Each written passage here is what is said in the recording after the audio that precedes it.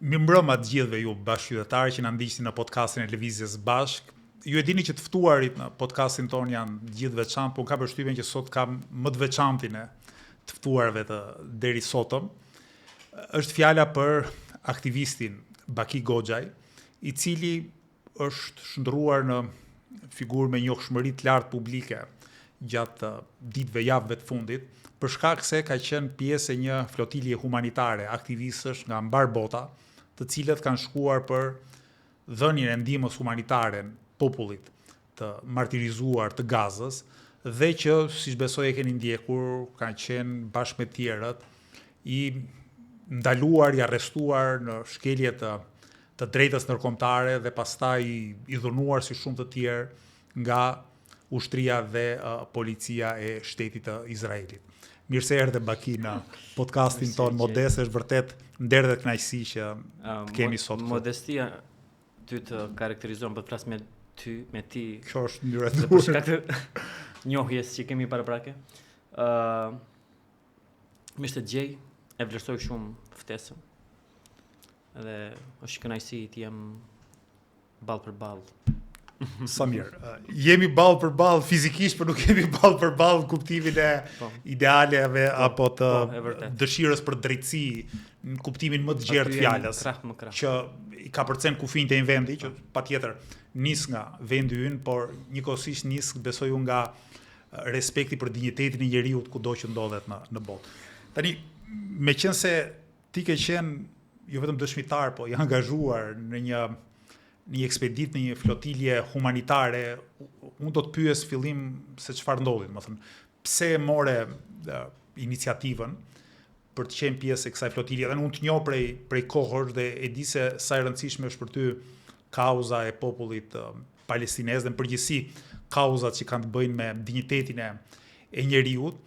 Dhe më një farë kuptimi më la mbresa fakti që ti dhe shembullin që kur e beson fort një kauzë me përsipër dhe rrezikun individual, fizik, për të shkuar deri në fund asaj dhe për të mos mbetur siç ndodh te shumë kush fatkeqësisht në nivelin e fjalëve. Pra, nuk e di çfarë të motivoi që ti ishe pjesë e kësaj flotilje humanitare dhe pastaj se çfarë ndodhi gjatë rrugtimit tuaj dhe përgjithësi pastaj arrestimit e shumë çka e tjetër që do ketë ndodhur në Izrael.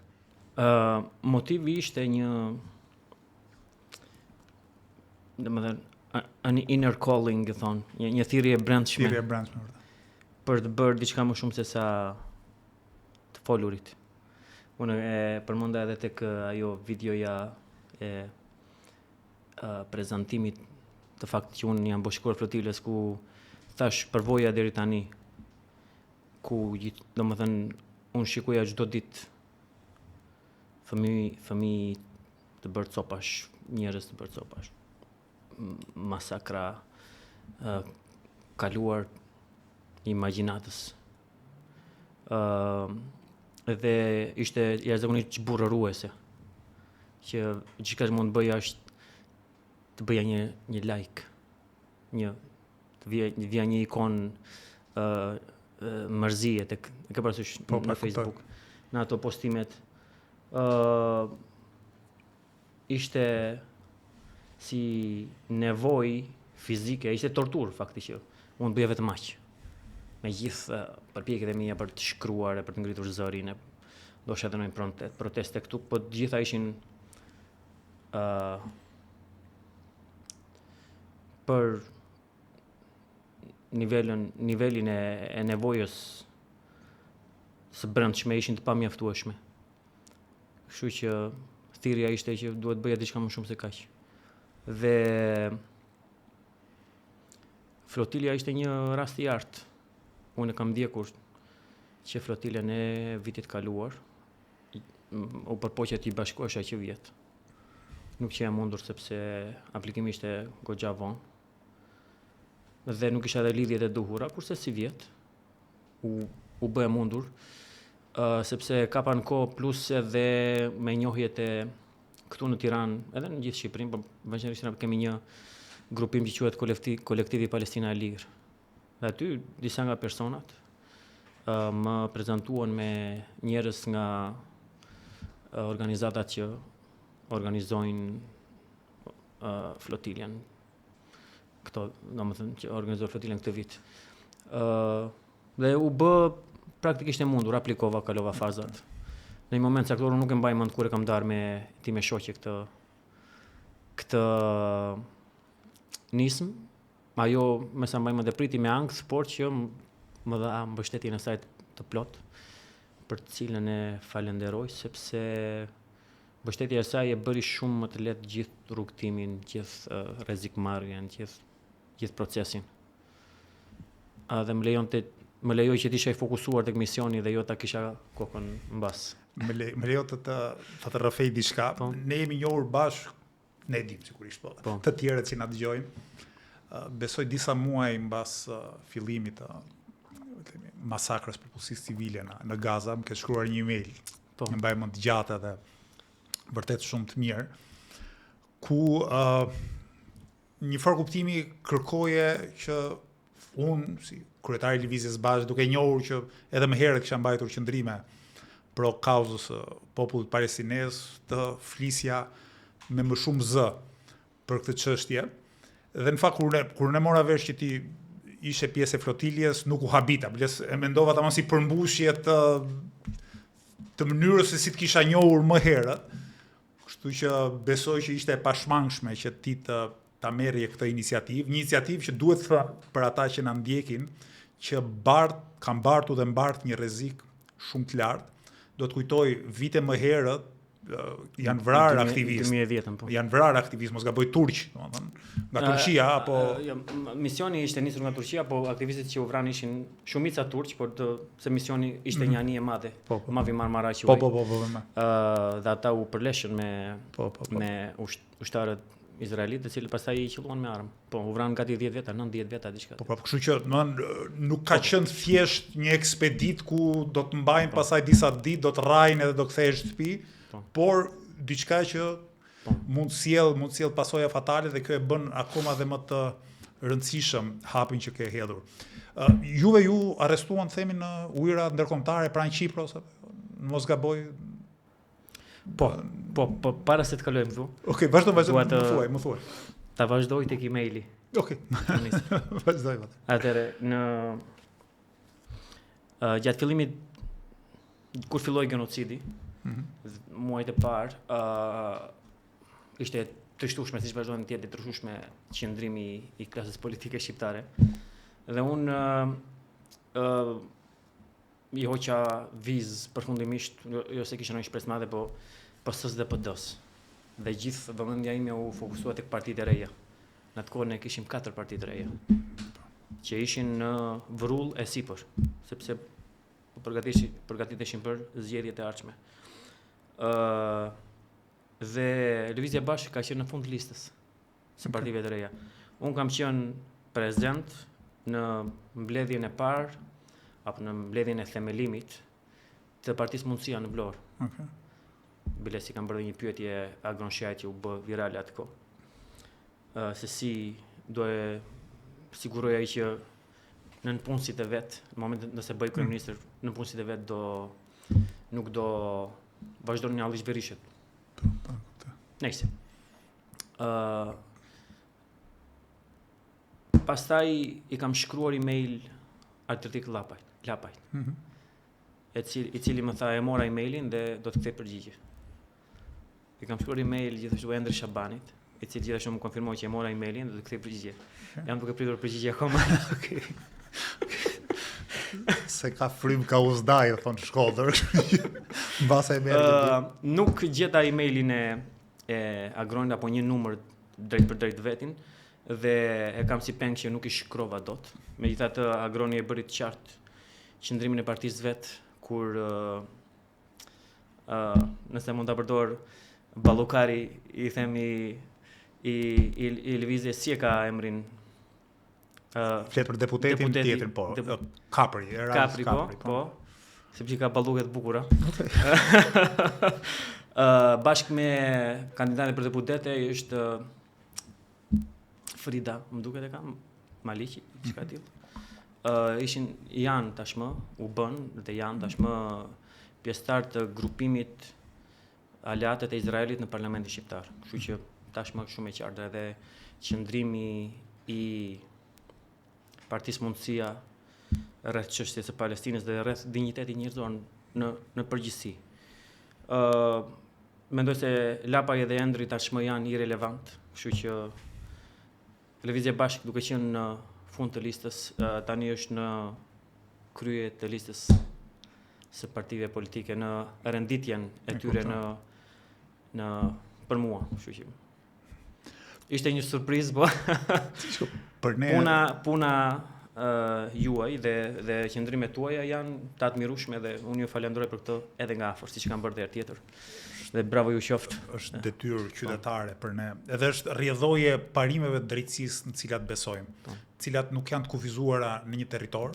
Sigurisht objektiv parsor kanë popullin shqiptar, shtetin shqiptar, se fundja këtu e kemi jetën edhe këtu mund të kemi edhe ndikimin më të madh. Jo, kjo nuk na bën as të verbër, as shurdhër, as të pandjeshëm për fatin e njeriut kudo në botë.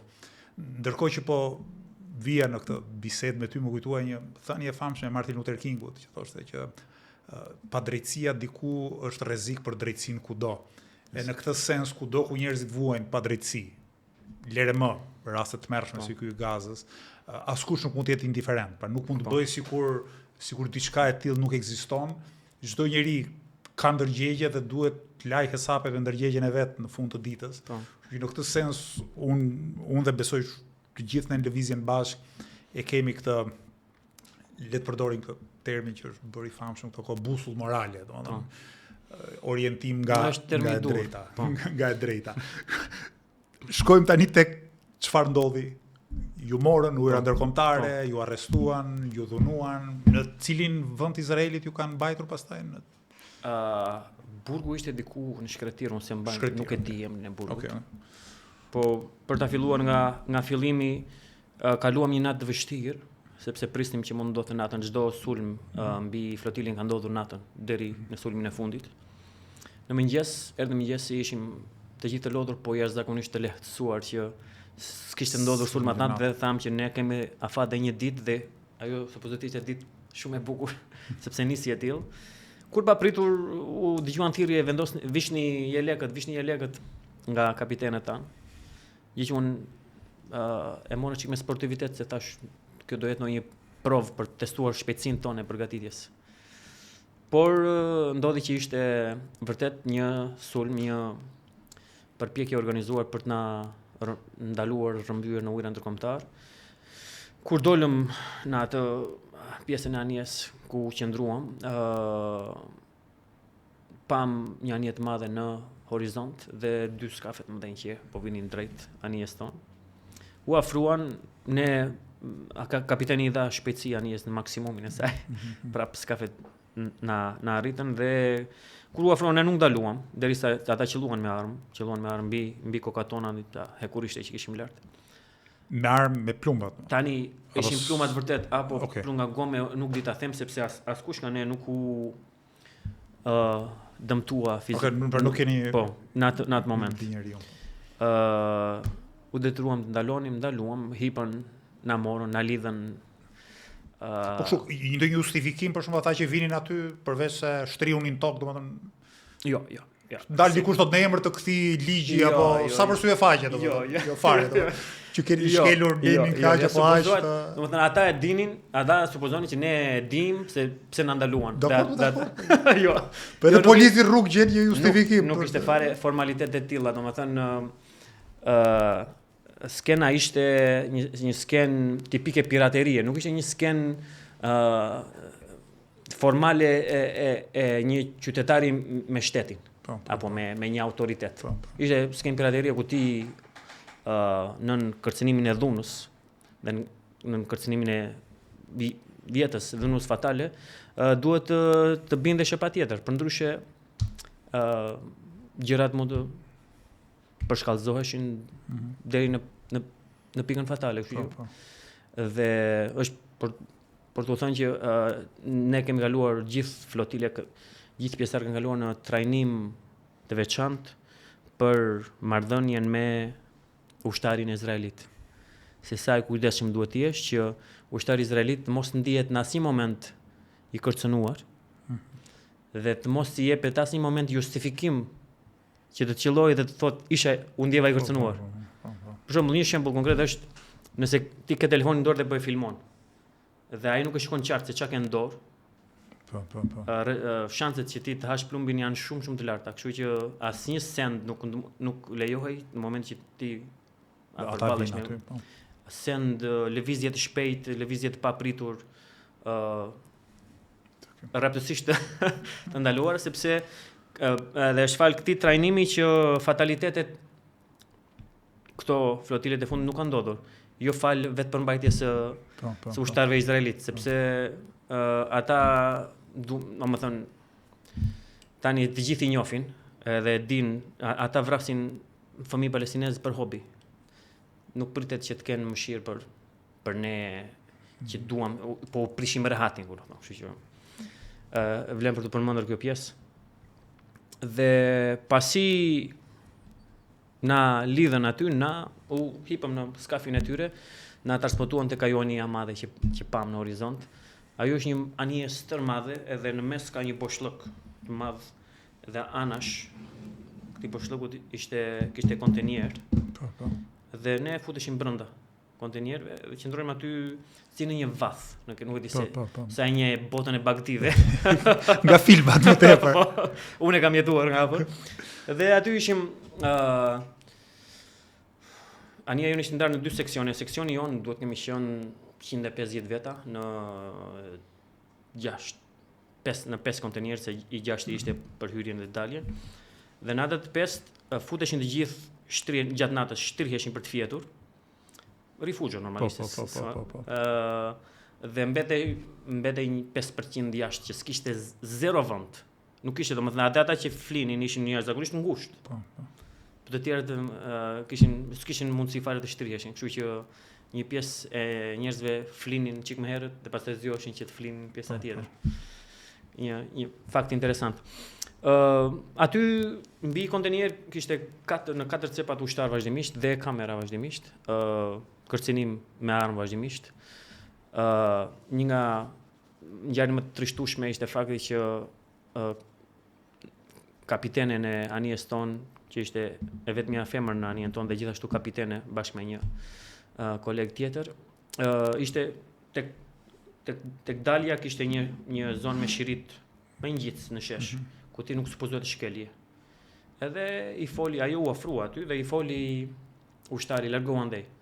Edhe ajo i tha, nuk kam hyrë, nuk kam shkelur.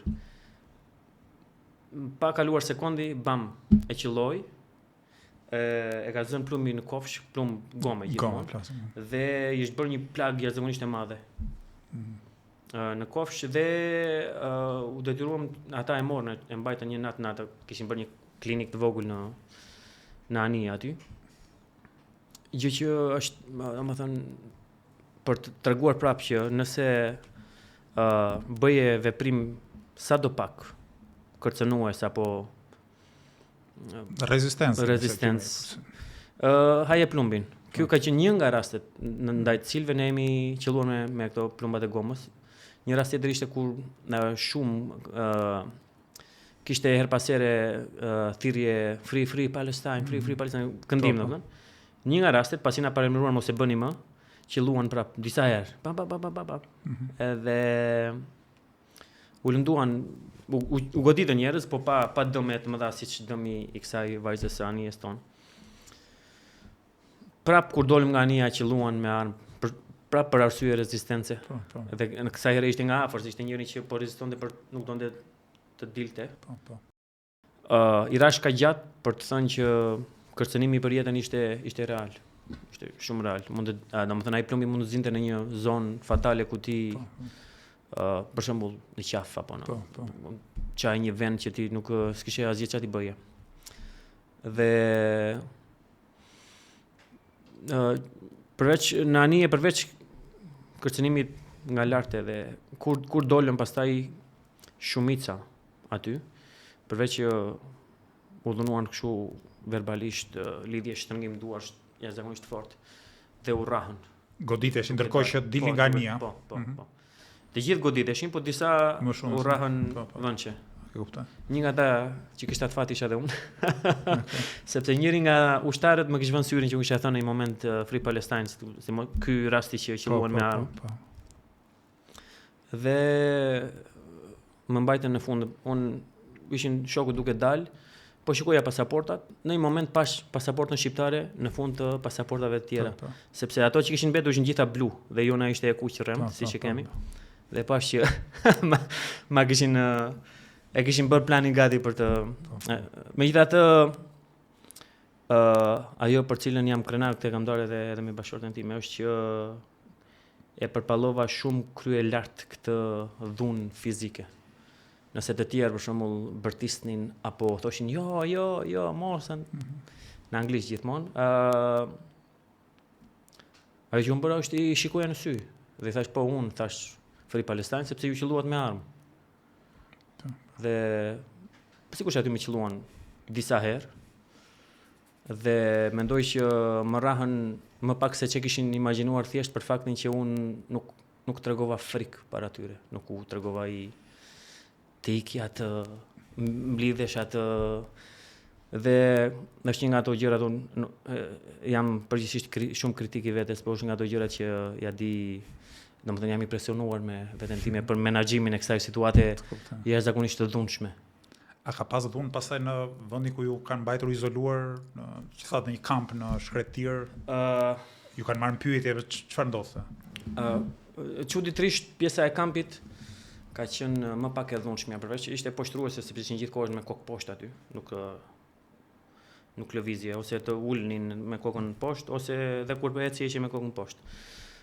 Po para se të vim te kampi, kur dolëm nga Ania, shkuam tek ajo çadra famkeqe ku është edhe videoja me ministrin Ben-Gvir. Ti ke qenë unë isha prezant. Ke qenë aty domethënë. Po unë e pash ardhjen e Ben-Gvirit bashkë me shpurën e vet. Ato xhiron aty, atë vajzën që u ngrit ta Free Palestine dhe disa të tjerë që thanë dhe dhunën. Aty ka qenë një nga vendet më të dhunshme të gjithë gjës. Ajo qëndrimi aty ka qenë nga 3 deri në 5 orë në gjunjë me kokë në tokë dhe shumë nga unë i kisha duar lidhura para, po shumë nga ne i kishin duar lidhura mbas.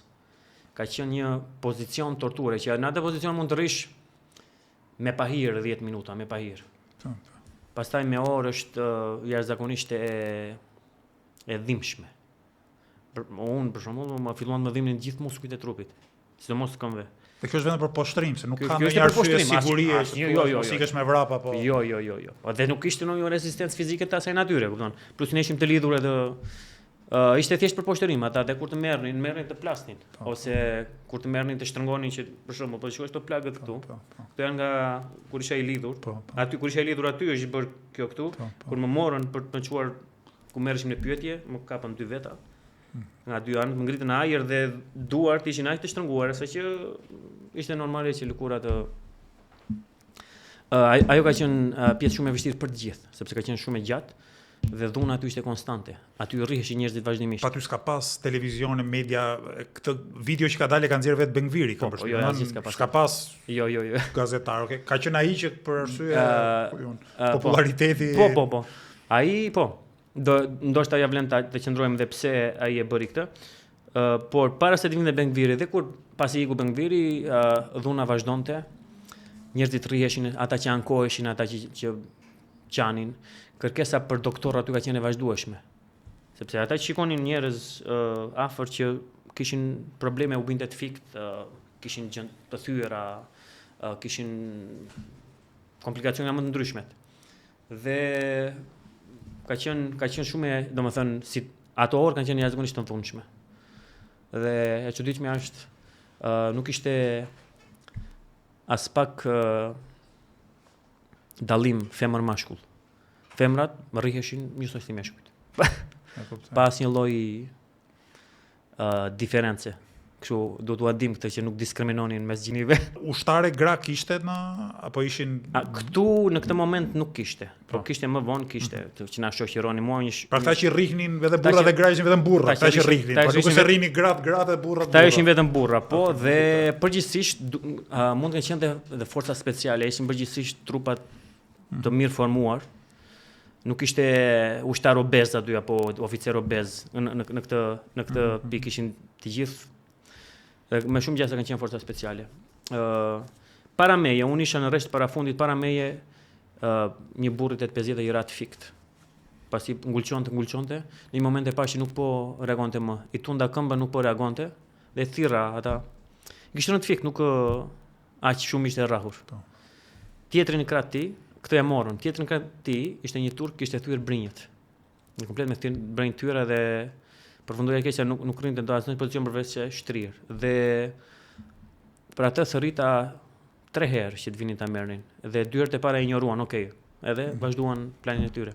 Herën e tretë pastaj pan që gjendja ishte e keq që e morën, nuk e di, e quan doktor apo ku e quan, por që nëse duke ndonjë aty më morën, kaluam tek një zonë pyetjesh. Këtu më kanë marrë shumë dhunshëm, ka qenë shumë e vështirë, po kur më dorëzuan pastaj ishte një vajzë ushtare që më shoqëronte mua dhe trup vogël, nuk ishte ashtu që nuk ja kishte dot frikën asaj. Dhe më thoshte, "Ku mbaj kokën poshtë?" Megjithatë jam argëtuar gjithë rrugës me atë se ishte disa labirinte që dhe se aty ndaloi dhuna momentalisht, kaluam tek ishte një farë prekurorësh, le të themi, që të merrnin në pyetje kështu. Po ishte një sallë e tërë me të tillë, me tavolina të ndryshme, për shkak se nuk kalonin një nga një, kalonin disa nga disa. Dhe aty takuam dhe avokat një organizate izraelite, por me avokat përgjithsisht palestinez, qytetar të Izraelit. Arabo-izraelit. Arabo-izraelit, po. Adala quhen këta, quhet organizata, e cila është ka marrëdhënie pune të ngushta me Global Smooth Flotilla dhe me Freedom Flotilla Coalition që organizuan si vjet flotilën. Dhe ata na shoqëruan aty. I paka shumë i thash, u deklarova dhunën që kisha pësuar deri në atë moment, edhe pastaj diskutova me avokati, më sugjeroi që të mos u përgjigje pyetjeve, megjithatë unë e pash vetëm mjaftueshëm përgatitur për të përgjigjur pyetjeve, se pyetja, le të themi, kryesore ishte pse shkel ligjin izraelit duke u përpjekur të thyesh bllokadën ushtarake të Gazës. Gjë që është shumë e thjeshtë. Bllokada është e jashtëligjshme, kështu që unë kam me ligjin ndërkombëtar të gjithë të drejtën morale ligjore të përpiqem ta thyej në mënyrë paqësore. Kështu. Nga aty u procesuam pastaj për të shkuar në burg, për të rënë pak shkurt. Kemi udhëtuar, kemi bashkë me ndënjen në autobusin e burgut, një autobus i mbyllur kështu. Ka qenë 4 orë, 5 orë, 6, nuk e di. Vajtja në burg, po 3-4 orë procesimi në burg, një nga momentet më të shpifura që kam përjetuar atje. Gjatë procesimit, pasi na kaluan nëpër dhoma, emër merr andej çoktej, na fund të gjithë në një kafaz hekurisht, ka sa kjo dhoma. Po. Prej hekuri. Me derë hekuri, na fusin aty na thoshte uluni. Po na futën aq shumë vetë sa s'kishte më vend të uleshe. Bilet të rije në këmbë s'kishte vend. Dhe prap na detyronin të uleshim.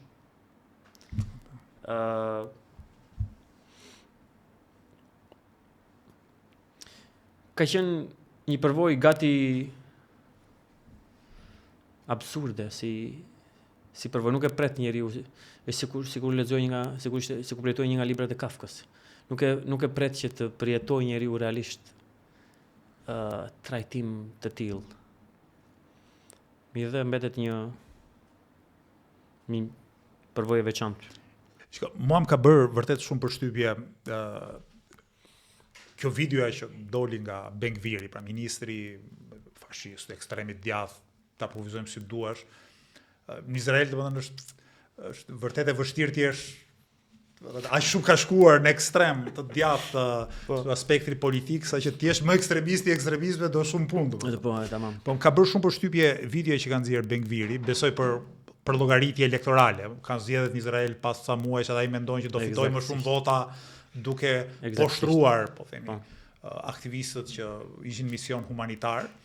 Mirë po, ajo video, me sa kam ndjekur, ka zgjuar opinionin publik ndërkombëtar, biles edhe opinioni publik në Shqipëri besoj në mos gaboj kulmin po themi e indinjatës për çfarë po ndodh. Dhe të kërkesës llogarisë ndaj shtetit shqiptar që pse nuk bën asnjë hap, pse nuk bën asnjë qendrim, ka arrit kulmin pikërisht pas videos poshtruese që ka postuar Bengviri. Do të thënë, ka përshtypjen që efekti ka qenë aq i madh saqë unë më vonë pastaj pash edhe një deklaratë ministrit të shtetit të jashtëm të Izraelit që distancohej nga Bengviri, pa thoshte që po na merr fytyrën praktikisht. Ne po përpiqemi që të rregullojmë sadopak imazhin nëpër botë, del ti tani si personazh vërtet primitiv në kuptimin politik të fjalës, edhe i ngazllehesh aty përpara njerëzve të krusur, domethënë përpara njerëzve të poshtëruar. Që janë dorën tënde, pra nuk është se po shkon të dy luftosh me njëri që është në këmbë edhe po zihesh me të. Biles, më ka bërë përshtypje mos gaboj para një viti, po i njëjti ose Bengviri ose ka qenë ai tjetri Smodriçi, që ka shkuar në Burg për të poshtruar një nga këta drejtuesit e Fatahut, Barguti, Marwan Bargutin mos gaboj, që ka shumë vite që është. Ishte Bengviri vetë. Bengviri ka qenë vetë, domethënë që të arrish në pikën që kur tjetër është i dorëzuar, pra është në dorën tënde. Armikun më të madh ta kesh. Për çfarëdo gjë që ti mund ta akuzosh apo mund të ketë bërë, njeriu duhet të ketë atë minimumin po themi e konsideratës për njeriu, për njeriu poshtë funksionit që ai ka.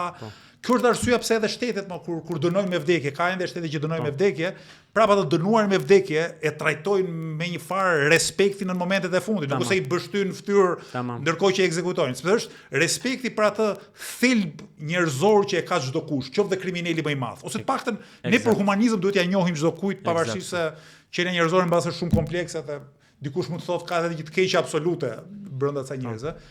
Por si thua, ajo sken ka sjell indinjat të madhe, kam lexuar, besoj ti më vonë që është parë deklaratat udhëheqësve politik në vendet perëndimore që kanë kërkuar me zë të lartë që të ndalojë poshtrimi i aktivistëve dhe të ktheheshin sa më parë. Mirë, përpara se të pyes për këtë gjë, doja të bëja një nën pyetje që më shkojnë mendje tani. Ti ishe në anije bashkë me disa qindra vet apo ishin disa anije? Anije ku ishe ti sa vet ishit? 8 vet. Në anije ku ishe? Disa anije. Po ishin shumë anije. 58 anije. E gjithë flotilja do ketë pas disa 58 anije. 58 anije dhe gjithsej mund të ishin 200 400. E 30. Midis këtyre, cila është origjina nga cilat vende ishin aktivistët? Zyrtarisht në faqen e flotilës, aktivistët vinë nga mbi 50 vende. Mbi 50 vende, po.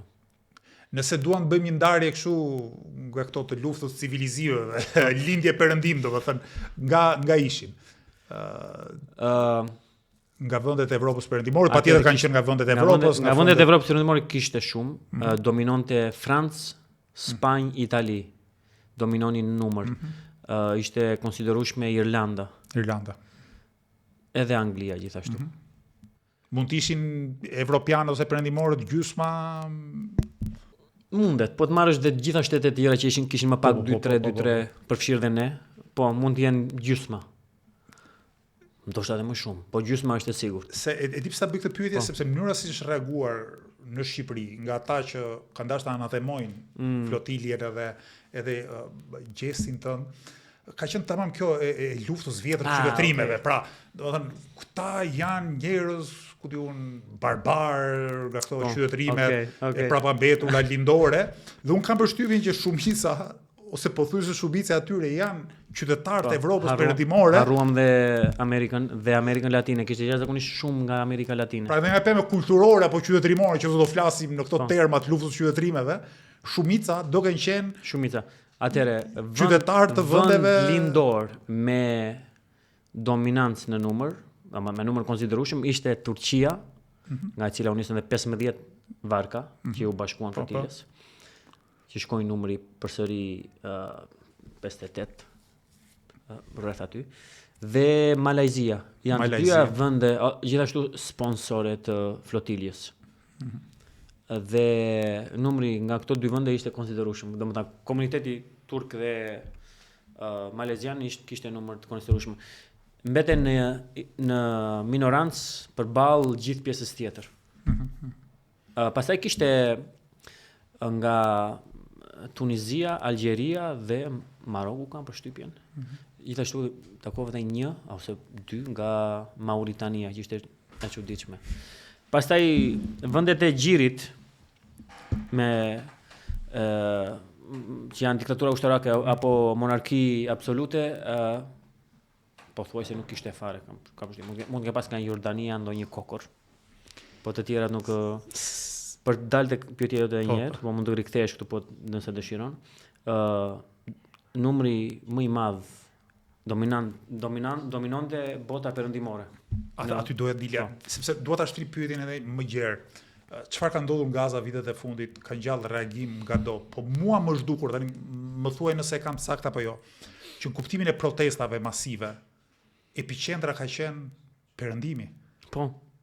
Domethënë, sidomos Evropa perëndimore, po edhe SBA-ja me studentët, domethënë njerëz që nuk kanë protestuar për solidaritet brenda fetar. Apo jo, domethënë shumë prej atyre që kanë protestuar në perëndim, nuk është se kanë qenë anëtar të Bashkisë Islame, domethënë në këtë kuptim. Jo. Shumica janë duhet sqaruar kjo si narrativ që kjo nuk është luftë qytetërime. Të larmishëm. Pra, edhe epiqendra e protestave ka qenë në Evropën perëndimore, mes Rinis, madje Shtetet e Bashkuara të Amerikës, sa kam lexuar unë, ka qenë një pjesë e Rinis me origjinë hebraike, domethënë, që ka qenë shumë aktive në është për të përmendur në protestat në solidarizim. Të rinjt hebrej po kalojnë, nuk e di ç'është përqindje, po është përqindje shumë e lartë që janë pro Palestinës. Kam dëgjuar unë si kjo është për tu përshëndetur. Ndryshe nga për të rikthyer edhe një herë tek videoja e Bengvirit dhe pse ai postoi një video të tillë, që sigurisht për llogari elektorale, por të bën të kuptosh se çfarë elektorati ka Izraeli.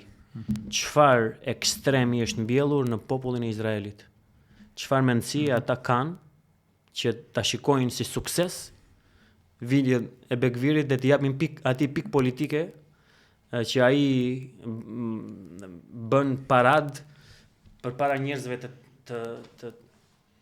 të nënshtruar në ato lloj pike të papranueshme në asnjë lloj niveli. Kështu që ka një diferencë, është shumë pozitive, sepse është shumë e rëndësishme për uljen dhe zbutjen e antisemitizmit në botë, që vetë hebrejt të jenë pararoj e të drejtave të popullit palestinez. Sepse nuk do mend që me genocidin është shtuar dhe antisemitizmi, sepse vetë izraelitët e barazojnë judaizmin me zionizmin. Ata thonë shteti hebre, nuk thonë shteti zionist. Shteti hebre për gjithë hebrejtë e botës. E jam blidhuni këtu. Dhe është jashtëzakonisht e nevojshme, duke qenë sidomos popullata e Izraelit është dominancë dërmuese zioniste ekstremiste. Ata domethënë mund të jetë një 5% që i njeh të drejtat e palestinezëve dhe e shikon përpjekjen e tyre për liri dhe për një shtet tyre të qëndrueshëm, të drejtë. Pjesa tjetër thotë këta janë, duhet i këpar deklaratat. Këta duhen zhdukur, këta duhen vrarë, këta duhen hequr, këta duhen. Po e di për çfarë më trishton se unë çështjen e Palestinës ka kuriozuar shumë herët. Madje se do diskutojmë çike edhe kur ta lidhim pak me Shqipërinë. Ti çfarë ditëlindje je? Unë nuk e them ditëlindjen. Okej, jam më i ri se unë besoj. Pyetje. Unë jam 85. 85. Atëre ka mundësi që ti nuk e mban mend atë që mbajnë mend tonë. Në emisionet e lajmeve në kohë të socializmit ka qenë një segment për politikën e jashtme që e drejtonte një gazetar Bujar Muharremi. Nuk e mbaj mend. Prandaj pyete për ti, unë jam 81, kështu që duke qenë 4 vjet më i madh se ty, kam kujtesë çik më të gjatë. Tani Bujar Muharremi aso kohë raportonte mbaj mend për intifadën e parë. Dhe wow. 87, 88, 88, se ka zgjatur shumë vite, dhe ka qenë një seksion lajmeve nga jashtë aso kohë në ideologjinë e atij regjimi, që ishte anti-imperialiste, paktën në aspektin deklarativ, dhe raportoheshin për çështjet e nxehta të botës dhe mund që aty ka lidhur diçka domethënë me fatin e popullit palestinez, sepse i shija tamam si për të përsëritur atë figurën e vjetër, domethënë Davidi me Goliathin. i vogli përpara të madhit, madje arria të bëja dhe një lloj lidhje si fëmijë midis fatit palestinezëve dhe fatit shqiptarëve të Kosovës, sepse në ato kohë 89-90 fillojnë demonstratat apo lufta për pavarësi, po themi, e popullit të Kosovës, dhe në vetdijen time si fëmijë krijoi kjo lloj lidhje që shqiptarët shtypur këtu, palestinezët shtypur atje, njerëz shtypur që duhet të përkrahen, edhe do donim shumë që fundja çdo njeri që kërkon drejtë, kërkon një botë të mirë, një botë në paqe, një botë drejtë. Dhe shumë herët kam filluar të ndjek në lajme ndërkombëtare, të lexoj për fatin e palestinezëve si popull, dhe madje edhe për atë që quhet dikur procesi i paqes, i Oslos. Dhe mbaj mend që sigurisht shoqëria e Izraelit është komplekse dhe ka dhe ajo rrugtimin e saj. Por mbaj mend që për shembull në vitet 90 ka pasur një lëvizje për paqen shumë të fortë. Nuk e di mbase s'ka qenë ndoshta shumicë, por ama në vitet 90, paktën para se të vrisin Yitzhak Rabinin, ka pas një lëvizje serioze për paqe. Ministri Yitzhak Rabin dhe ai kishte një lëvizje nga mbrapa që ishin pro asaj. Dy shtetet, vendosja e paqes, pro paqes dhe pro dhënies së të drejtës palestinezëve. Njihet paktën parime drejta palestinezëve për të pasur shtetin e tyre. Aso kohë Netanyahu ka qenë një nga udhëheqësit e opozitës, e krahasonte Yitzhak Rabinin me Adolf Hitlerin, edhe pak më vonë një ekstremist izraelit vret kryeministin e Izraelit, Yitzhak Rabinin. Kështu që të paktën deri në mos gaboj në fund viteve 90, pastaj edhe me këtë tjetrin që kujtoj emrin e kryeministit izraelit që i fund që negocioi me Ehud Barakun në Camp David. Do të thotë deri ndoshta nga fundi i viteve 90, fillimi i viteve 2000 ka pas një lëvizje brenda shoqërisë izraelite, edhe politike edhe sociale, që sot fatkeqësisht s'po hym arsyeve këtu, nuk ekziston më të paktën ato për masa. Dhe manifestimet mëdha pro paqes, tani zakonisht në Tel Aviv apo në këto qytete progresiste të Izraelit, dhe shumë protesta anti-luftës nuk kanë qenë pro-palestineze. Kanë qenë thjesht për ndalimin e luftës. Jo, këto flas pas në vitet e fundit pa diskutim, po flas për periudhën ndoshta përpara intifadës së dytë apo në ato kohë që fatkeqësisht sot nuk i shohim më mirë, po ashtu, meqense një nga akuzat kryesore që bëhet atyre që e ngrenë çështjen e popullit palestinez është për antisemitizëm, është shumë e rëndësishme të theksojmë se shumë hebrej në botë, sidomos edhe Bashkuarat Amerikës, duhet thënë, domethënë. Sidomos Brezi i ri ka një solidaritet të jashtëzakonshëm me Brezi i vjetër fatkeqësisht është si republikanët këte krishterë që Brezi i vjetër janë zionist dhe pro-izraelit, dhe të rinjt kanë kaluar tani në shumicë pro-palestinez. E njëjta gjë është edhe në të hebrejt e Amerikës. Brezi i vjetër vazhdon të mbetet thellësisht zionist dhe pro-izraelit, domethënë ekstrem, dhe Brezi i ri po ndryshon. Unë e shoh shumë me shumë gëzim këtë zhvillim. Po intelektual pasaj që vijnë nga radhët e hebrejve të SBA-s, vjen mendje Noam Chomsky, Norman Finkelstein, shumë radhë, ka patur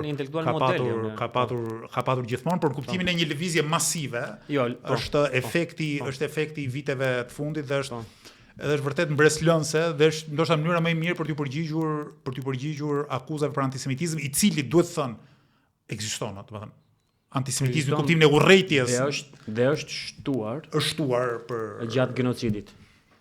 Madje tash për shkak të mos dallimit të vet shtetit izraelit është e qëllimshme, sepse ata e përdorin kartën e antisemitizmit për propagandë, për të shtypur lëvizjen pro-palestineze. Dhe ata vet e bëjnë të vështirë ose të pamundur dallimin mes zionizmit dhe judaizmit. Qëllimisht. Dhe tani detyrohen të rinjt jo zionist pro-palestinez që ta bëjnë këtë dallim, dhe e bëjnë, por ka nevojë akoma shumë punë. Se nuk do mend, dhe është e dukshme që antisemitizmi është rritur. Dhe prezent në, le të themi, në një pjesë shoqërisë që nuk është e informuar apo s'do të jetë të informohet më tej se sa. Nuk e di a ke pas kohë të ndjekësh intervistat e fundit Norman Finkelsteinit, që i cili ka filluar të sepse një karakteristike e SBA-s kohëve të fundit është që nga e djatha, sidomos nga e djatha ekstreme, ka nisur kritikat e forta ndaj Izraelit dhe Finkelsteini përpiqet ta kuptojë si proces, po thotë si ka mundësi që Tucker Carlsoni me shok tani janë bërë kritik të Izraelit. Nuk do të quajë e djathtë ekstreme, por të tjerë, ku do Candace Owens apo të tjerë që janë më në ekstrem dhe ai e ndjen këtë, domethënë që është fenomen i ri, pak, është fenomen. E djatha nuk ka qenë asnjëherë për popujt e shtypur e kështu me radhë, mirë po kjo mund të jetë një mundësi ose një shteg për të rikthyer antisemitizmin në një formë tjetër, pra kur kritika ndaj Izraelit përfshin këtë logjikën e vjetër të djathtas ekstreme që hebrejt e kanë fajin hebrejt dhe jo të pak në rastin e Tucker Carlson, po kam përshtypjen edhe të Candace Owens edhe të ngjashmëve, ata janë shumë të kujdesshëm tek pjesa e të thonit që kjo nuk është, domethënë fakti që ata thonemi America First. Është shumë e rëndësishme tek ata që për të thënë ne kemi interesat e vendit tonë para interesat e Izraelit. Dhe kjo nuk do të thonë antisemit. Këta sulmohen si antisemit përgjithsisht vetëm nga ky parim që pse ti nuk vë interesin e Izraelit apo nuk mban linjën e Izraelit, po shikon vetëm për veten tënde. Unë kam ndjekur dhe pjesën e djathtë të spektrit që janë pro-palestinez, le themi, pro-drejtës së Palestinës, por ata gjithmonë e qasen nga pikpamja që ne nuk kemi pse të financojmë një genocid, ne nuk kemi asnjë borxh Izraelit, ne nuk ka asnjë kuptim ne të japim parat tona Izraelit ndërkohë që na duhen këtu, edhe Izraeli me këto i përdor për të kryer genocid. Dhe fenomeni më i çuditshëm që ka parë është figura si Tucker Carlson është përafruar dhe është miqësuar me figura nga Emaita, si Chuck Uighur, The Young Turks, e disa të tjerë.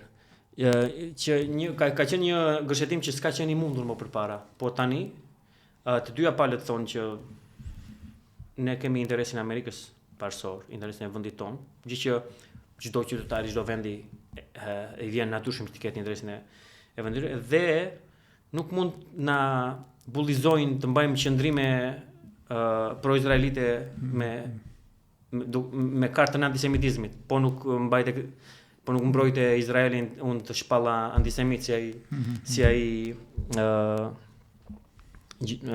arbitri në fush. Kjo pastaj mua më ka bërë të kuptoj që dhe siç e kam shprehur edhe në hapësirën publike shqiptare, që sot e majta dhe e djathta nuk, domethënë ka filluar të mos, sidomos në Shqipëri, nuk bën më sens. Sepse përgjithsisht gjërat janë ngërshetuar tek një, domethënë edhe të djathtët kanë pranuar politikat majta dhe i kanë bërë tashmë krejt normal, për shembull pensionet. Pensionet e pleqërisë. Kjo është fenomen botror, por kjo është në thelb një politike majtë. Dhe tani pas genocidit gjëja ndahet je pro genocidit, pro Izraelit që kryen genocid, apo je pro Palestinës dhe pro të drejtës dhe pro dinjitetit njerëzor. Dhe këtu, për shembull, politikisht unë kështu i ndaj politikanët në Shqipëri dhe kam përshtypjen kështu do fillojnë të ndahen kudo në botë. E kuptoj. Një kritik që bëhet shpesh për çdo që ngre zërin për një padrejtësi jashtë lagjes vet, jashtë qytetit vet, jashtë shtetit vet, është ç'të duhet ty. Ç'të duhet ty si Baki për shembull, që merresh me çështjen e popullit palestinez. Pse nuk fokusohesh, thonë, ata që mendojnë kështu, ekskluzivisht në problemet e popullit shqiptar. Tani këtu, sigurisht, ka njerëz që thonë mënyrë cinike këtë gjë. E din përgjigjen, por kërkon të krijojnë antagonizma të rrejshëm. Po ka njerëz që edhe në mënyrë të patkeq e ngrenë si çështje, se lexoja për shembull edhe komentet. ka pas shumë komente pozitive, gjithë kjo, e besoj, betejë në opinionin publik është fituar, mirë ka pas, si për shumë çka tjetër, edhe komente kritike. Dhe kritikut ndaj ose në cinik, ose në njerëz që në mënyrë të patkeq e thonë diçka, sepse ndoshta nuk janë ftuar që të mendojnë mbi problemin më gjerësisht. Dhe mua më duket sikur her pas here vendosin në narrativ, vendoset një kontradiktë e rrejshme midis qenit njeri dhe të qenit shqiptar. A thuas që qenit shqiptar nuk e presupozon si kusht qenit njeri. Dhe në këtë sens, sikur të thuhet që ti duhet të merresh ekskluzivisht dhe vetëm me çështjet e Shqipërisë dhe pastaj do të mbyllësh sy e vesh e gjithçka tjetër për çdo që ndodh jashtë Shqipërisë, ndërkohë që qenit njeri është parakushti të qenit shqiptar, edhe shumë çka tjetër, qenit punëtor, qenit i madh, qenit i djathtë, qenit shumë çka tjetër. Domethënë, nëse kategoritë e tjera sociale mund të jenë kontradikt me njëra tjetrën, secila prej këtyre kategorive nuk mund të jetë kontradikt me kategorinë themelore, që është njerëzillëku, ta themi kështu. Kështu që në këtë kuptim dua që të rrim pak këtu dhe të diskutojmë mbi faktin që a mund të ketë kontradikt pra midis të shqetësuarit, të indignuarit për fatin e popujve të tjerë, sidomos kushtet kur përballen me genocid ose po them që të protestoj njeriu për pensionet në Turqi, në Shqipëri të shkoj të protestoj për pensionet në Turqi, kjo do të ishte çik absurde, do të thonë ke pensionistë këtu në Shqipëri. Po kur flasim për shkelje të drejtave bazike të njeriu, pa jetës, themel. Aty pastaj indinjata njerëzore unë besoj që është e pashmangshme, sepse është njeriu që vjet në raport me njeriun, dhe unë kam shumë qejf që më ka ndodhur edhe me studentëve kur flasim në leksione të përmend Adam Smithin. Adam Smithi shquhet për Pasurinë e kombeve, librin e tij kryesor të ekonomisë politike, mirë po ka dhe një libër tjetër që ai e quajnë Teoria e ndjenjave morale. Nuk është shumë i famshëm sa Pasuria e kombeve, përveç atyre pak njerëzve që merren me mendimin politik dhe shoqëror, dhe tek Teoria e ndjenjave morale Smithi, iluminist skocezi shekullit 18, shkruan që tipar i natyrës njerëzore është simpatia, është ta vesh veten në vendin e tjetrit. Pra kur ti sheh njëri që vuan, ti nuk pyet për do të thënë, a është nga lagja ime, a është nga qyteti im, a është nga shteti im, a është nga feja ime, a është nga ku diun çfarë, nga gjinia ime, është njeriu që vihet në një raport drejt për drejt, emocional. Jo racional, pra nuk është se ti e mendon me njeriu tjetër. Pra ti e vë veten në vendin atij që vuan dhe duket se vuan bashkë me të. Kjo është fuqia e imagjinatës njerëzore dhe Smithi na thotë që kjo është e pashmangshme, është në natyrën njerëzore, nuk e mëson në shkollë, nuk e mëson në familje, nuk e mëson askund. Dhe kjo ndoshta unë besoj që është arsyeja bazike pse një njeri ndinjohet. Fundi ju ndinjohet jo vetëm për fatin e palestinezëve, por edhe fatin e shqiptarit tjetër. Se fundja, ai që thotë merru me shqiptarët, mos u merr me të tjerët, pastaj mund të thotë merru me veten, pse merresh me shqiptarët? Ose merru vetëm me lagjen tënde, vetëm me fshatin tënd, pse merresh me gjithë Shqipërinë? Pastaj merru vetëm me kushuritë e tu, pse merresh me lagjen? Dhe në fund fare është merru vetëm me veten dhe me askën tjetër. Po japi që njeriu me sa duket është qeni që ka empati, pra vendos veten në vendin e tjetrit dhe zgjeron këto rrafët e identifikimit. Nuk e mund ta vazhdojmë çik këtë si bisedë nga përvoja jote. Po, tani ajo që kam vrejtur, kjo është kritikë e vazhdueshme. Ajo që kam vrejtur është që përgjithsisht kjo kritik vjen nga njerëz që janë jashtëzakonisht apatik vet. Nuk marrin pjesë në protesta, nuk bëjnë asgjë në jetën publike përveç komentimin në Facebook. Dhe ata më kërkojnë mua të merrem me hallet e tyre, por vet nuk merren me hallet e tyre. Dhe i bezdis fakti pse unë merrem me hallin e dikujt larg. Dhe mendoj këtu i bezdis më shumë fakti që halli i këtyre me cilët unë merrem janë musliman. Dhe unë shoh një undercurrent, një nënrrym anti-muslimanizmi tek ky koment. Veçanërisht islamofobie, këto domethënë. Veçanërisht kur vjen fjala tek ngritja e çështjes palestineze.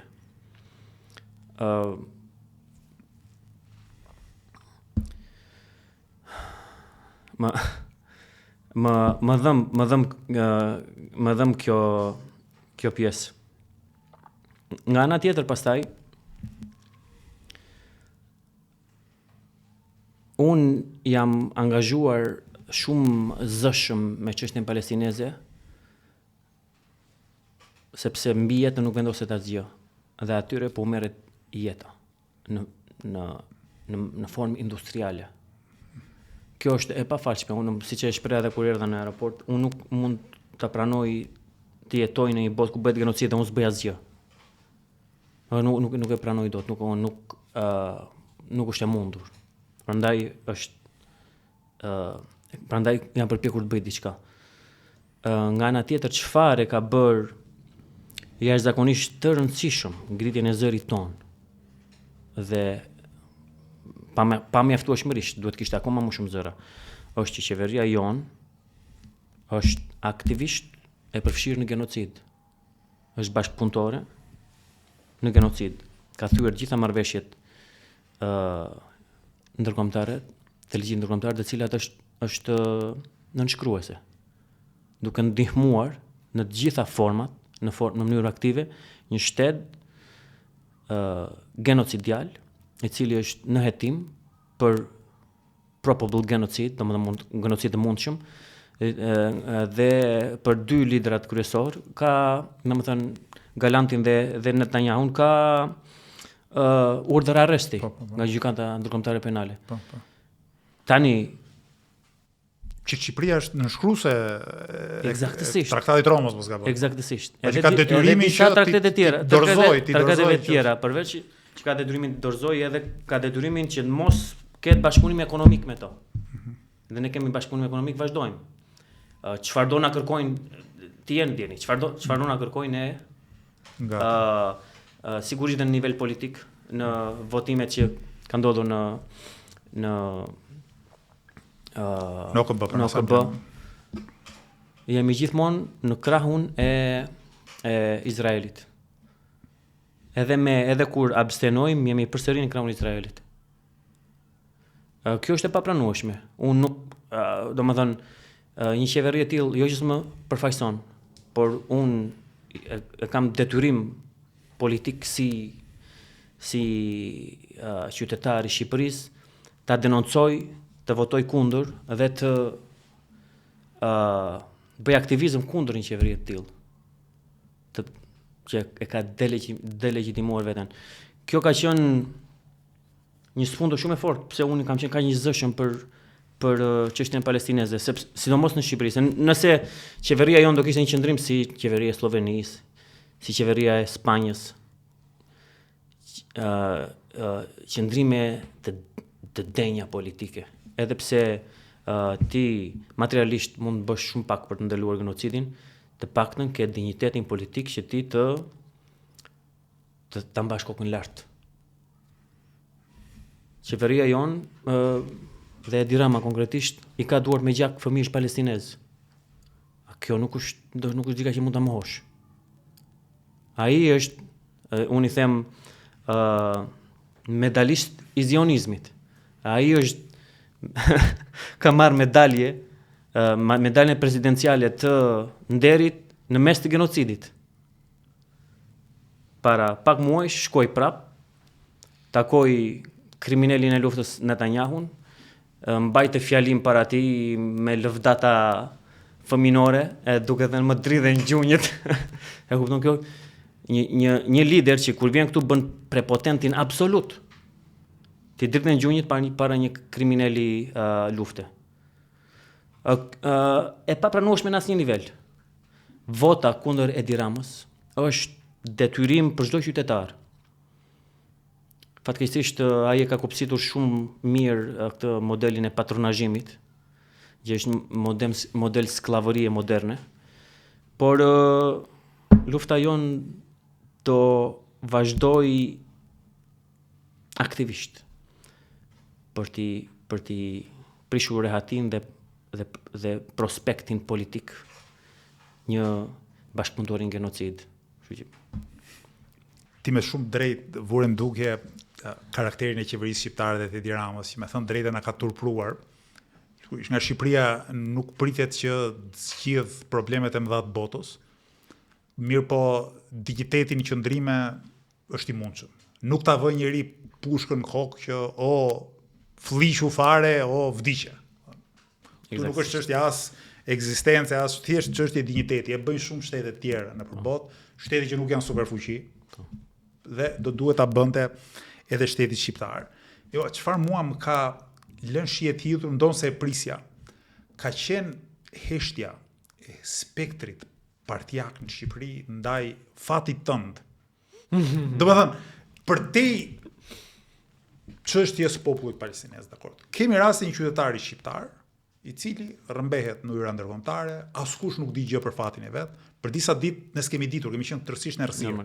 Çfarë po ndodh? Askush nuk e di. Në të gjitha shtetet e tjera të Evropës, dinjitarët e shteteve. Imagjino Giorgia Meloni, domethënë, shumë afër Netanyahu dhe nga i pa me ideologjike, ka mbajtur një qendrim shumë kritik në emër të qytetarëve italianë, për qytetarët italianë që ishin ndaluar aty, ka kërkuar kthimin e menjëhershëm. Kanë bërë not proteste, gjithandej. Opinioni publik mbar botror, sidomos evropian, ka qenë shumë i ndinjuar dhe në Shqipëri. E di çfarë është ironika? Që ditën e fundit u detyrua ministri i jashtëm shqiptar. Shkruan diçka sa për sy e faqe. Do të lironi qytetarin ton. Kaq. Por partitë e tjera të opozitës as kaq nuk thanë, më kupton? Pra partitë e tjera të opozitës nuk guxuan thonë mendon se nuk ishin në dieni që nuk thanë asgjë. Po jo, më ishin dieni sepse për disa ditë u bë çështje, unë shoh rrjetet sociale, emisione televizive, bëhet çështje për të gjithë. Pra u bë çështje e ditës për disa ditë rresht. Pra nuk e injoron dot. Dhe po them, në ditën e fundit, kam përshtypjen një ditë para se t'ju lironin, apo ditën që u liruan, mos gaboj, disa orë përpara, u detyrua dhe ministri i jashtëm, Hoxha më duket si ka emrin, se është vështirë të njohësh emrat e ministrave në Shqipëri, aq të parancishëm janë. U detyrua të shkruante diçka në Twitter, sa për të thënë që jemi edhe ne, domethënë, me që kërkovan gjithë ministrat e jashtëm për shtetasit e tyre, pse ministri shqiptar nuk kërkoni gjë kaq elementare? Morë, qytetarin tona ka mundësi të na e ktheni shëndoshë mirë, se s'ka shkelur asnjë ligj, s'ka bërë asnjë krim. S'po ndryshojmë politikën e jashtme të vendit. Thjesht po kërkojmë qytetarin tonë që është detyrim kushtetues, ju lutem, lirojeni. Këtë gjë nuk e ka përmend asnjë parti opozitare në Shqipëri, sigurisht përveç Lëvizjes Bashkë, nuk kanë thënë gjysmë fjalë Baki. Gjysmë fjalë për një minimum sensi të shtetit, për një minimum të dinjitetit njerëzor.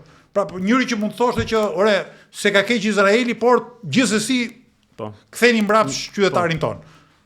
As kaq nuk kanë thënë. Edhe është vërtet tronditse, sepse tregon edhe këtë batakun e realitetit politik në Shqipëri. Një gjë që është kaq lehtë e mundshme për të reaguar, që është në qendër të ndërgjegjës shoqërore për disa ditë, dhe vargu i partive politike në Shqipëri, majtas djathtë, nga duash ti, heshtje, sikur nuk po ndodh asgjë. Nëse mund ta zgjeroj, në disa nga partitë, sidomos te PD-ja, janë disa kokra që janë të zëshëm për çështje shqiptare. Është një lushnjar që bën gallat atje në parlament, është një tjetër i zëshëm. Si e ka emrin ai? Nuk më vjen tani. Më së burrë të 60 atë kam përshtypjen. Që duken edhe si të pavarur nga pjesa tjetër. Dhe këta për shembull ka pas urdhër nga kryetari i partisë, mendonte që kjo gjë nuk do ndoshta është urdhër i drejtë për drejtë, ndoshta është dhe kjo frika që shiko, ne nuk duhet si thua të bëjmë fare zë kur përballë kemi në sytë e tyre superfuqi, shtete kaq të rëndësishme, është një lloj oportunizmi politik i rëndom, domethënë. Edhe komplet dritë shkurtër, se unë nuk besoj që edhe po të kishë shkruar ndonjë fjalë, do ja mbani shënim te karta e, si quhet dikur, karta antarësisë në për këto partitë e diktaturave. Pra edhe sikur thosh një gjysmë fjale, po është dritë shkurtësia, po ndoshta ka të bëjë me faktin që ne jemi vend i vogël, vend i periferisë. Edhe nganjëherë i egzagerojmë edhe frikrat. Se unë prap nuk më duket. Ajo që ne kemi bërë në Lëvizjen Bashkë, nuk duket në gjë shumë e rëndësishme. Thjesht kemi mbajtur qendrim politik të drejtë, majsa na takon, por nuk është çfarë në thelb është normale. Në këtë kuptim çfarë bën të dukshme, të veçantë është që se ka bërë asgjë tjetër. Nga ana tjetër, unë nuk jam i habitur me mungesën e reagimit, mungesën total të reagimit. Do të diçka që e kam pritur, duke qenë se këta politikan nuk kanë thënë asgjë fjalë për genocidin e mira njerëzve. Një më pak jam unë. Edhe pse jam shqiptar. Dakor, po këtu hyn edhe një logjik çik patriotizmi, domethënë. Sa vlen jeta ime me sa baraz me sa jetë palestinezësh. Kanë aq shumë jetë palestinezësh kanë ikur se njeriu me një sens drejtësie, përgjegjësie morale, politike, do thot një fjalë. Sidomos kur je në opozitë thua ore ke dhe arsye politike për të thënë ti që je në pushtet çfarë po bën, ku po e çon vendin, ku po e rreshton vendin. Këta se kanë bërë, domethënë zihen për çdo lloj gjëje të madhe dhe të vogël, edhe përfshirë edhe qëndrime për politikën e jashtme. Kur vjen puna tek çështja palestineze, tek genocidi, janë të gjithë në një vijë. Kështu unë nuk kam pritur reagim realisht, nuk jam fare i surprizuar thjesht. Vazhdoj, ata thjesht konfirmuan atë që unë mendoja. Ajo çfarë bën pak habi është fakti se ti nuk e ke parë se ke qenë i ndaluar aty i rrëmbyer. Ka qenë që për disa ditë opinioni publik ka qenë shumë kërkues. Okej. Më kupton? Por nuk është se partive politike në Shqipëri u kanë kërkuar llogari qytetarët për dishmëri për çka ka ndodhur në Palestinë, domethënë. Mund të ketë qenë shqetësimi një pjesë e shoqërisë aktive ndërgjegjshme, mirë po ato ditë ka pas një intensitet shumë të lartë kërkesë llogarie të qytetarëve që thonë ky është një bashkëqytetar ynë shqiptar dhe të gjithë vendet e tjera të botës po interesohen për qytetarët e tyre. Pse shteti shqiptar nuk shqetësohet për një qytetarin ton? Kaq. Pra, pavarësisht se ka pas një presion të madh, po them, nga opinioni publik, prap ka qenë zero. Por kjo është një komponent shtesë në atë që po themi. Gjithsesi, se mund të rrim gjatë këtu edhe të devaskojmë elitën politike shqiptare. Po unë kam merak edhe një çështje sepse besoj është shumë e rëndësishme ta sqarojmë për opinionin publik. Ti Bakisi, qytetar, si aktivist, sot bie fjala kur ne po regjistrojmë këtë podcast, ti ke qenë pjesëmarrës në 2 protesta këtu në Tiranë. Po. Që s'kan pas bëjnë me çështjen palestineze, para ka të bëjë me Nartën, me zonën e Nartës së Vërtnecit, që po përvetësohet, zaptohet, shkatërrohet për interesat oligarkëve, vendaset huaj, nuk është e qartë ende kush janë përfituesit. Zaptim anonim është. Pikërisht. Dhe për çështjen një protestë solidarizuese me drejtat e studentëve shqiptar në Maqedoni. Tani unë të njoh prej kohësh dhe i di që ti je interesuar dhe je aktiv edhe për çështje që kanë të bëjnë me pa diskutim me çështje që kanë të bëjnë me vendin tonë, me Shqipërinë, me fatin e popullit shqiptar dhe të qëndrojmë pak këtu.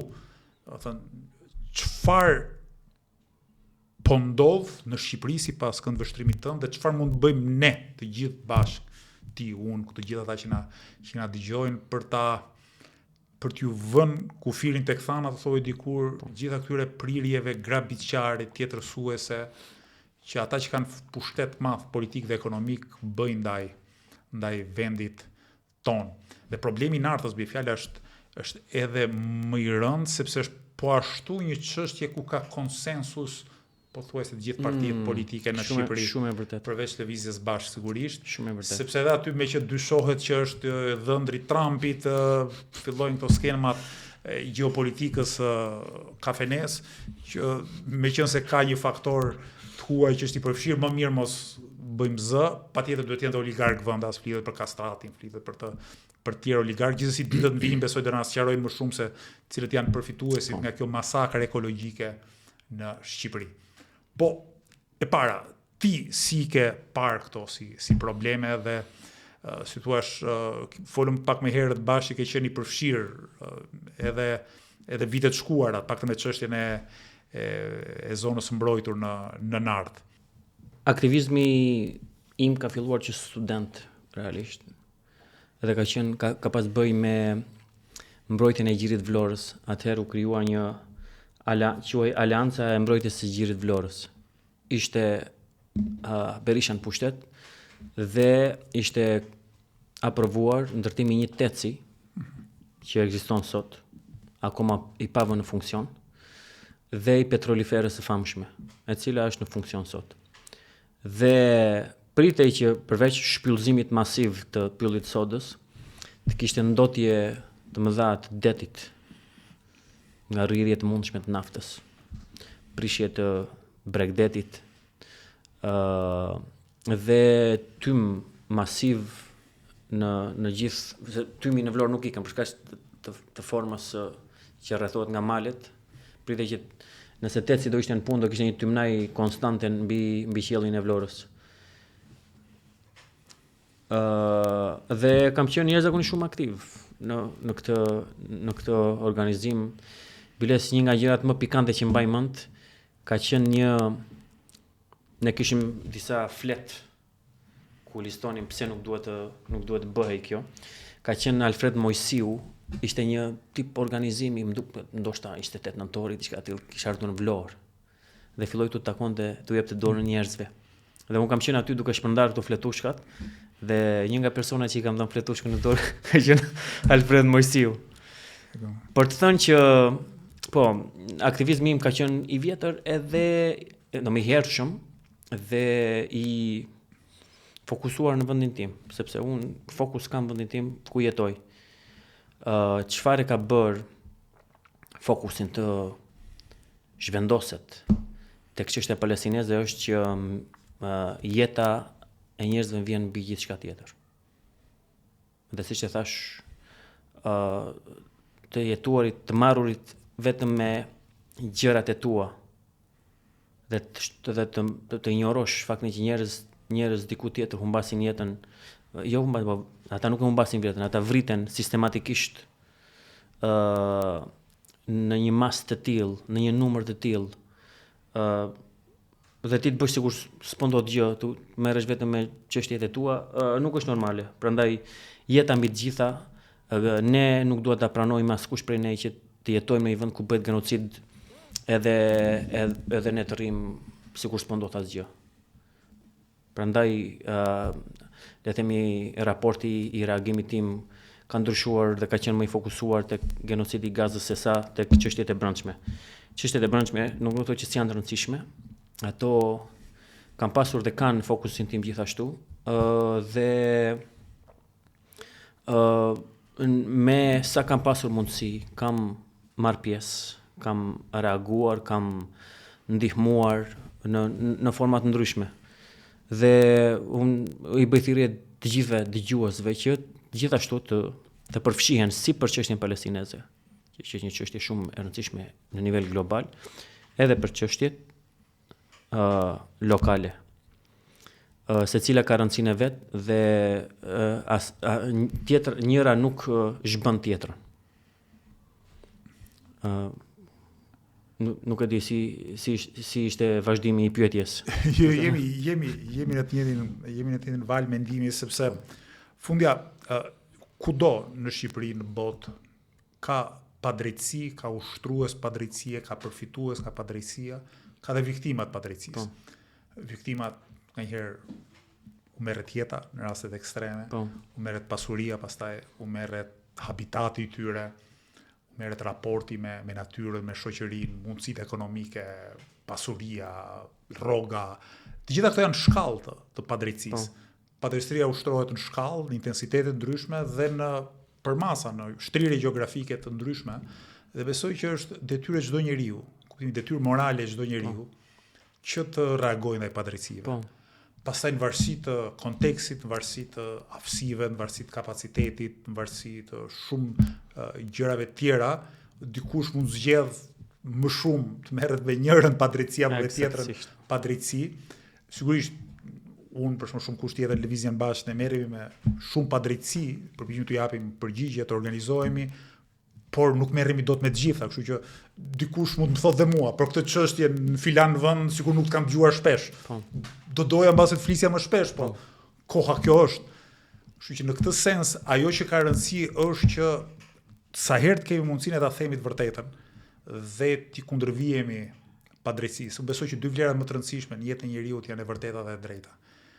E vërteta, për t'u thënë me çdo çmim, mua m'pëlqen shumë, se kemi përdorur edhe gjatë fushatës shkuar elektorale një thënie e Jezu Krishtit, që e vërteta do na bëj të lirë. Është vërtet. Edhe vlerësoj vërtet shumë, sepse ka një element edhe kështu katarsis të brendshme, e vërteta. Domethënë, një farë kuptimi kur e thua të vërtetën, kur e pranon të vërtetën, sikur shpëton dhe veten. Qoftë dhe kjo një e vërtet e rëndë për ty, për në fundja një njeri që rrëfen një mëkat, një padrejtësi që mund të ketë bërë në të shkuarën, ka një efekt, po themi, pastrimit shpirtëror.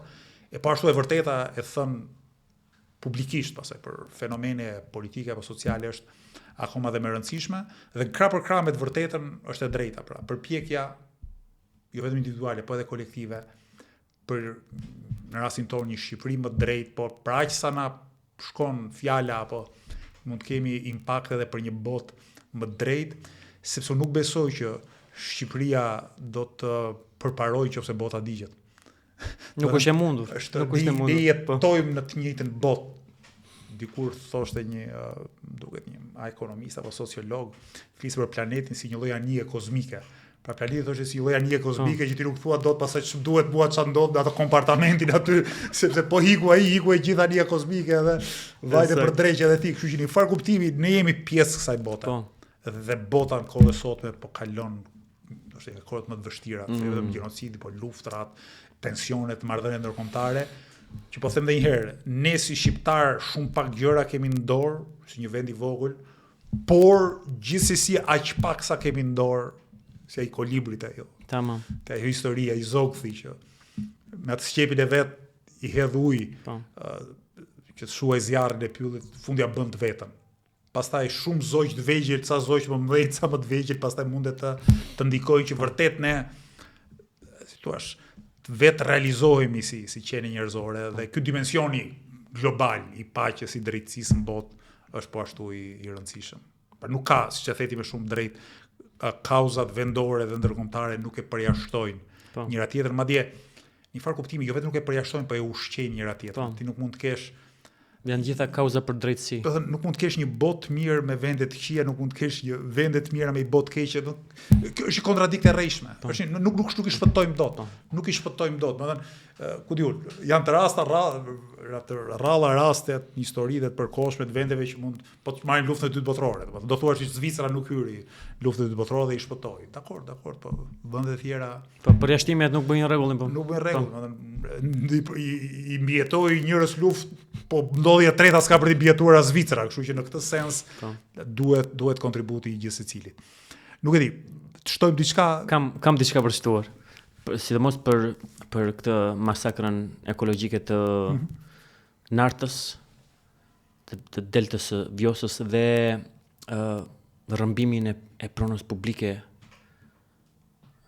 në formë kriminale, por e organizuar nga shteti. Ne mban mend mua një nga gjërat që më ka lënë më shumë mbresa negativisht në historinë e jetës time është gjelbërimi me ashash i Shqipërisë në 2016. Tej. Domethënë Shqipëria u mboll, domethënë vinin disa raste personale të njerëzve që vinin nga jashtë, sillin mijëra euro dhe investonin në lastik, puse, çpim puses në majt maleve, në gjithandej për të rritur ashash. Dhe këtë gjë nuk e dinte vetëm kryeministri dhe ministri i brendshëm, që Shqipëria ishte ashashizuar. Apo po ashashizoi, apo se u lejua derisa të vilej. Ata që nuk bashkëpunuan pastaj nuk i lanë ta vilnin. Sot, 10 vjet më vonë, kemi rastin e Nartës ku një hapësirë publike, një hapësirë mbrojtur, zonë mbrojtur,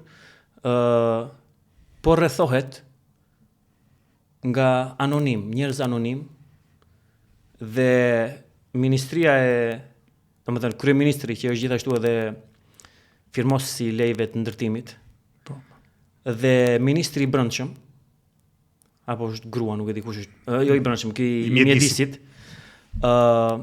i cili në protestën e sotme dikush kishte vajtur shpjetur, e kishte thënë që jo, ne nuk jemi ndjeni që po nuk është e vërtet që po ndërtohet aty, po shtrojnë rruga, po zhbëhet gjithë habitati.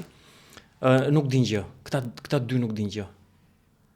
Kjo siç mund të heqësh paralele, është kuptueshmërisht që shteti po shqyen ato thelat e fundit të Shqipërisë që kanë mbetur. Kjo është e njëjta gjë si në Rjoll. Edhe ne patëm rastin të takonim sot disa nga banorët e Riollit që kishin ardhur të protestonin te Ministria e Mjedisit për rastin e Nartës. Dhe ishte shumë kënaqësi na ftuan që të shkonim në një nga protestat e tyre në Rioll, që shpresoj të shkojmë. Ky është domethënë është aq e rëndë situata që nuk gjen fjalë ta përshkruash. Se si njerëzit, ata që ne kemi zgjedhur të na qeverisin, na mirë të kujdesen për pronën e përbashkët, kujdesen për ekonominë e vendit, janë ata që na vjedhin më së shumti, po jo vetëm kaq, na bëjnë edhe për budallëj, na hedhin hiç syve, duke bërë skena të tilla që rrethojnë në anonimat mijëra hektar. Dhe ministri thotë nuk po ndërtohet aty. Kryeministri sigurisht nuk thot asgjë sepse ai supozohet të jap lejet për të ndërtuar. Pas një tabel, pas një prona brenda të pa si është termi, që janë akoma në pronësi të pronarëve. Po, nuk është qartë duke nësëror kufit e pronësisë, po, kujtosh. Të pashpronësuara. Dhe ne pretendojmë që do hym në Evropë. Shiko, kjo puna e Evropës është ironike shumë që sa më afër duke që jemi në integrimit evropian, aq më keq funksionon shteti shqiptar, domethënë se të dalin edhe këta përfaqësues të BE-s, to deri afër edhe ca vite edhe i shikte ti thua prit mos e nuk ka mundësi se ka ca gjëra për cilën ne po bëjmë regres, jo progres. Jo kështu që thua ti, rrëmbimi tokave publike, rrëmbimi tokave private dhe pa as minimumin e transparencës, se e keqja mund të bëhet në mënyrë gjysmë transparente, këtu është errësirë e plot. Nga ana tjetër, e përmendën çik më herët të nivelin e patronazhimit, presioni që u bëhet sot punonjësve të administratës shtetërore është më i fortë se kurdoherë më parë këto 36 vitet e fundit. Domethënë, si mund të themi ne që jemi gati të hyjmë të integrohemi në Bashkimin Evropian, ku çdo njeri që punësohet në shtet ndjen një presion të përditshëm për të shërbyer elektoralisht partisë në pushtet. Kurdoherë ka ndodhur kjo, po intensiteti dhe shtrirja si sot kur më parë. Duket nga rezultati i zgjedhjeve të fundit. Rezultati i zgjedhjeve kishte para janë 2 ditësh Edi Rama kishte mbledhur në Durrës për një përvjetor të Partisë Socialiste, salla plot mira njerëz, mua më shkruanin, edhe ata që ishin në sallë na kanë marrë me zor, na marrin si bakti me zor. Kokulur. Edhe më kujtua tamam ai pozicioni yt edhe i tjerëve aty në të kapur nga ushtria izraeliane, të lidhur me duar e me kokë për tokë. Dhe këta një farë kuptimi i detyrojnë njerëzit që të ulin kokën, të lidhin vetë duart nga mbrapa, edhe të poshtrohen, të vetë poshtrohen, sepse i kërcënojnë me vendin e punës, i kërcënojnë me të ardhmen e fëmijëve të tyre. Dhe njëkohësisht në këtë situatë, që unë e quaj bujkërobërie, që ta detyrosh tjetrin të bëjë aktivitete që s'do t'i bëj. I bëjnë dhe bashkëpunëtor në krimet e tyre. Po, që të bëj kompromentor që mos dalësh dot më aty, na thonë që jemi gati për të hyrë në Evropë. Ne në shumë aspekte jemi si në mesjet. Në kuptimin e detyrimit të njeriu të bëjë gjëra që s'do, masivisht, detyrimi masiv, se shoqëritë moderne mund të kenë shumë probleme. Po të paktën një nga arritjet e kanë lirinë individuale. Lirinë individuale, këtu jemi në kushtet që një lloj bujkërobërie bashkëkohore që prek një pjesë shoqërisë dhe mesazhi është jemi afër Evropës. Dakor. Mbase na fusin më dhe për arsye gjeopolitike. Mirë po, ka qenë një batutë e këtyre vëllezërve Marx, humorist dikush amerikan para 78 vite mos gaboj. Edhe thoshte njëri që për tyre thoshte që unë nuk jam i interesuar të bëjmë antar një klubi që pranojnë njerëz si puna ime. Kështu që edhe kjo domethënë nëse këtë lloj mënyrë qeverisje na fusin BE, atë do të vën pyetje, ora kjo BE ja vlen ty brenda apo jo? Qoftë çega që kushdo dhunë, glabitje, plaçkitje, nuk është BE ardhmja jon, jemi ne ardhmja BE-s, edhe këtu s'ka për të gëzuar as në Shqipëri as ata në Evropë. Ja është zakonisht e bukur. Unë s'kam më gjë për të thënë. Unë të falenderoj shumë Baki që gjete kohën, e di që i lodhur, që të flasim shtruar për opinionin publik, fatmirësisht do të ke me sa di edhe dalje tjera televizive. Mi po besoj që patëm mundësi kohë që të flisim për shumë çka, jo për gjithçka. Do kemi raste tjera të flasim sërish. Po, mendoj se zhvilluam mjaftueshëm shumë nga temat. Për tjera herë tjetër. Falenderoj edhe. Edhe unë falenderoj shumë.